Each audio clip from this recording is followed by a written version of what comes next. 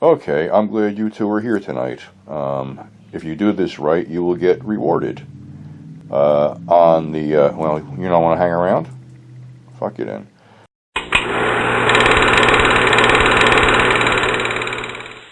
That's Blanca. Blanca's here. Blanca will hang around because a subject that hasn't really been covered by anyone, I think, is dog-exploitation. I mean, you know, dogs in horror and exploitation films.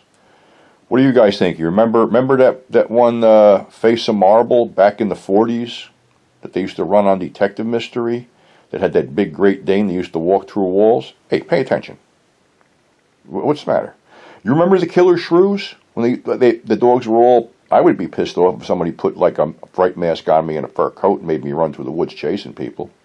But that was another, you know, dog exploitation one. And how could we forget, you know... You're really not reacting to any of this shit, are you? You want a cookie later on? See, your ears woke up. You gotta work. Work with me here. Come on. People want reaction, not you staring at... You're not going to do anything, huh? How about you, Boots? You remember Hound of the Baskervilles? You like that one with Peter, the one with Peter Cushing and Christopher Lee with the big nasty mastiff at the end? I think that was also wearing a fright mask. Oh, gee. You guys are exciting as watching fucking paint dry. All right, we're back here. Now they want to be involved in this whole... What are you doing down there? Do you remember the Hound of the Baskervilles? That's where we left off, right? You know, the Hound of the Baskervilles. What do you think? You like the Hound of the Baskervilles. What are you staring at? I got these, huh? I got... See? You have to bribe the little bastards. Bitches, rather, because they're females. Yeah, well, when we get through with this, we'll give them to you. Be nice. Now, we're going to talk about more dogs. All right, how about Cujo? What do you think about Cujo? Remember Cujo? Your thoughts on Cujo? No thoughts at all, huh? Well, that was pretty weird because you're trapped in a sweaty car with this big slobbery dog hawking blood and loogies all over your windshield and you can't get out and you're bit by him and everything. I felt bad for poor Dee Wallace Stone then. How about you? Do you feel bad for her? You gonna react or what? What? Hey, now we're getting something out of you? Okay. What about... Oh, how about Dracula's dog? You saw that, remember? With the Doberman? Yeah, that was cool, right? He climbed up on the tamper and was tearing the roof off. Michael Pataki and stuff. You remember that film, right? How about... I remember the one we showed upstairs? Doberman Gang, remember that one? So yeah, Doberman Gang, remember that? You thought that was cool, right? No? Oh, don't give me... All right, you thought that... You liked that movie. There was other ones, too. I can't remember, though. Oh, how about Man's Best Friend with Lance Hendrickson with the genetically altered... Whatever the thing it was that climbed trees and swallowed people. Oh, I'm leaving you out? I'm leaving you out? You got something to say about that? You're giving me that look like...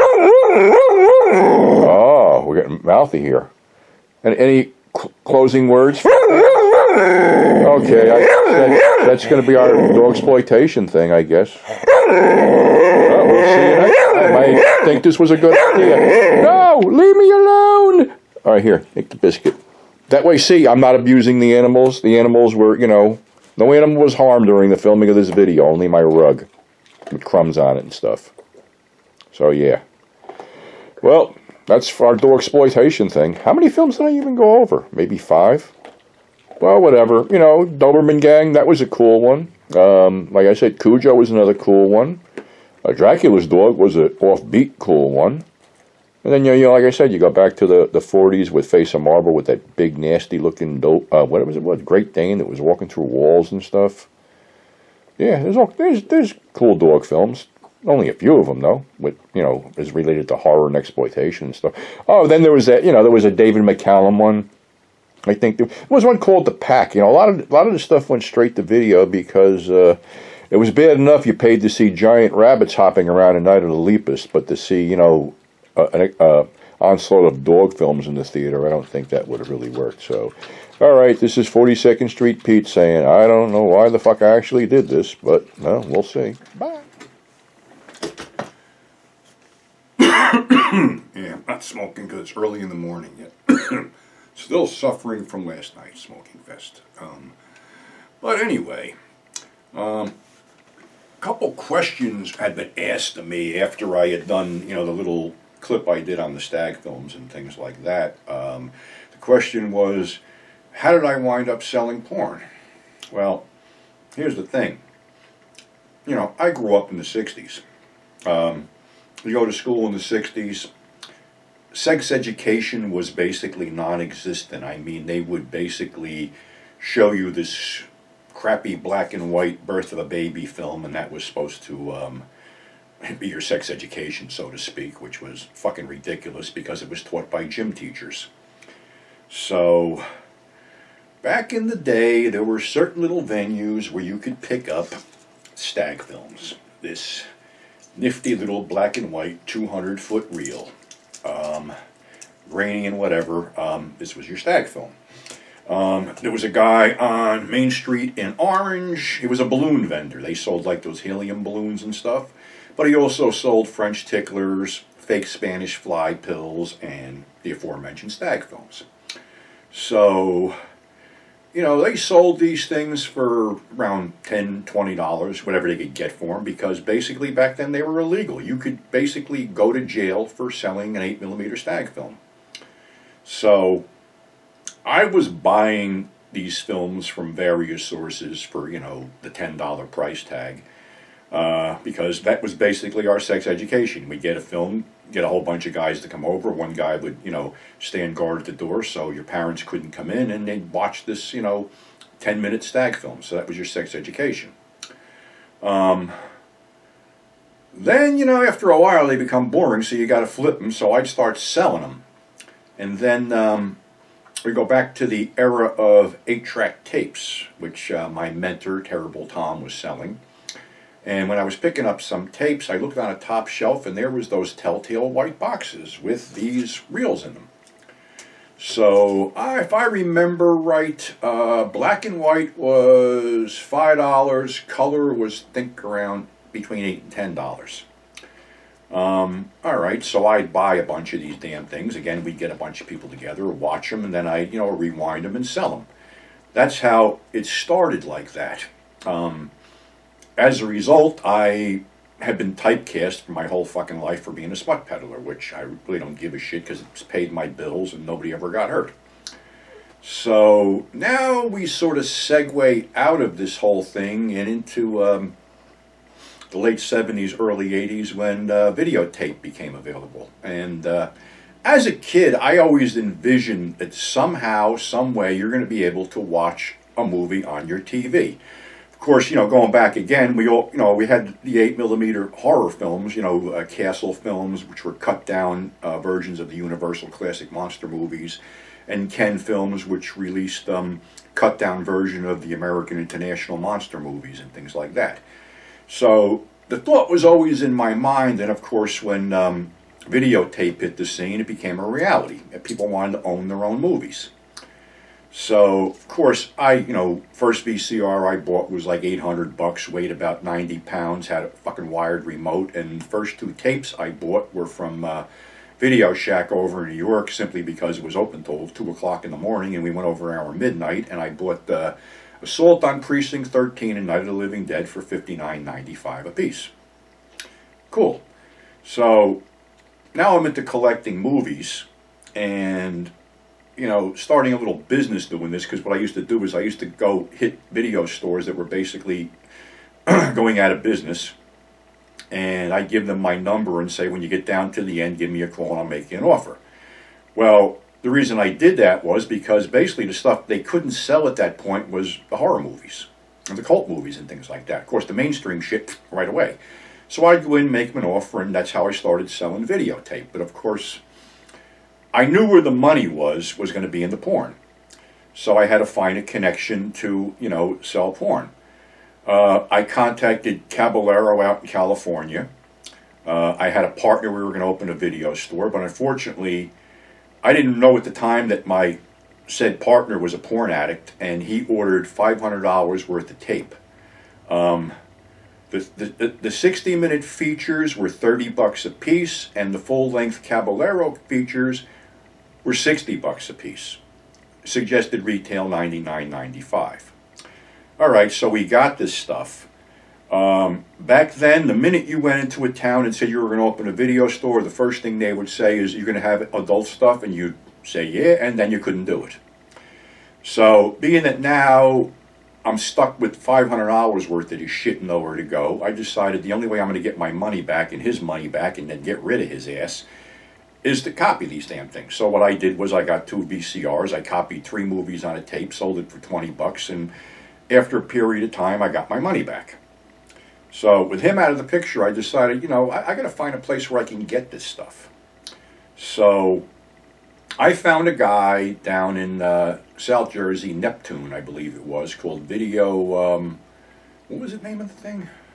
Video Warehouse, that was the name of it, Video Warehouse, run by a couple old-timers, a guy named Lou and a guy named Teddy. All right, now, he had a bunch of, you know, the public domain stuff, but he also had the porn. Now, a 30-minute porn VHS tape was $7. A 60-minute porn VHS tape was $10. And there was a bunch of features, maybe 150 titles that got footballed around on labels like Adam, Limelight, and things like that, that were like $15 each. Okay, so the 7 would become 10 on my table, the 10 would become 15, and the 15 would become 20. I wasn't greedy, I just wanted to make a buck, and, you know, quick turnover and giving the customers, you know, more bang for their buck was my business model. But, you know, you're going back now, okay, I'm buying this stuff down there. Then I find a guy in Union, New Jersey, who has the same stuff for the features are like $8 if you buy 100. I know I can sell 100 tapes, so I buy, you know, $800 worth of tapes, 100 tapes. I'm still flipping these for $15. Now I'm making 7. Then the guy down South Jersey, he tells me he has a super deal for $6 and he's going to send me 50 pieces. Well, what he did was they ran these things on a slow speed tape, a 30-minute blank for, say, a 60-minute movie, and sent these things up, and these fucking things were unwatchable. They were grainy as all hell. They were 3rd generation, so I sent them down. The funny story, if there is one with all this stuff, was that he had a bunch of drunks and drug addicts working in his, you know, duplicating facility, which were basically a bunch of VCRs hung together with cords. And he had a bunch of 20-minute public domain cartoons, so he decided to use these bad porn tapes as blanks, and he told his help to run them out. Well, they didn't run them out. They stopped them after 20 minutes, rewound them, threw them in fucking boxes, and the damn tapes wound up in Toys R Us. People may recall there was a story on the news one time about porn in Toys R Us. That was how the porn got in Toys R Us, by this fuck-up. So, I don't know, Lou did some strange shit, and eventually he was selling Beatles tapes, which was completely illegal, and had the balls to put a fucking ad on half o'clock in the morning, and eventually got busted. So, wasn't dealing with Lou anymore. Found another guy named Mike in Jersey City who operated out of the bottom of a bail bond office. Yeah, I'm not shitting you, a bail bond office. That bail bond office, however, was visited by Robert De Niro for his film Midnight Run, because the guy who ran the bail bond office, a guy named Lou, was an old-time skip tracer bounty hunter. So that's where De Niro picked his character from, by picking Lou's brains. So Mike would have a price. Eventually, these damn tapes were footballed around so much that, you know, and it was the same movie, same movie after movie. They just changed the box and the title because they'd slap these things off. These things probably were 60-minute storefront features, you know, with John Holmes and some name stores. But of course, John Holmes on a box would sell anything back then.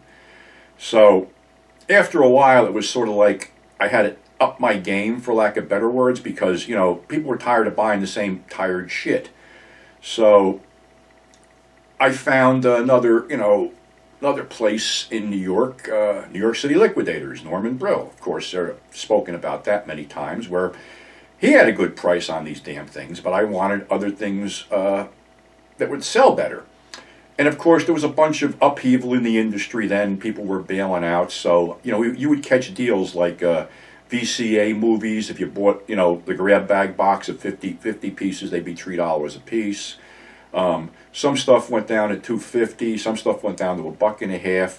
I mean, it was like football all over the place. It was weird, but at that point, I was still doing flea markets. I had opened the video store, so I needed a constant influx of new product to keep things going.